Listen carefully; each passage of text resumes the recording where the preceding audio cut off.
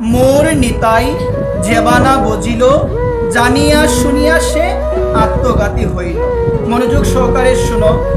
মনুষ্যকুল পাওয়ার পরে এই জগৎ সংসারে এসে আমি যদি আমার পরম দয়াল নিতাই চাঁদের ভজনা না করি, আমি যদি আমার নিতাই চাঁদকে না চিনি, শাস্ত্র বলছেন আমার এই জন্মটা বৃথা। আমার এই জন্মটাকে সবাই বলো বৃথা। এই কারণে শাস্ত্র বলছেন যে এই মনুষ্যকুল পাওয়ার পরে আমি যদি আমার মনোপ্রাণ গৌর নিতাইয়ের চরণে সমর্পণ না করি, আমি যদি আমার বদনে গৌর গোবিন্দের নাম স্মরণ না করি, আমি যদি আমার মন নিতাই চাঁদকে অর্পণ না করি, লোচন বলছেন আমি জানিয়া শুনিয়া আমি আত্মঘাতী হইলাম।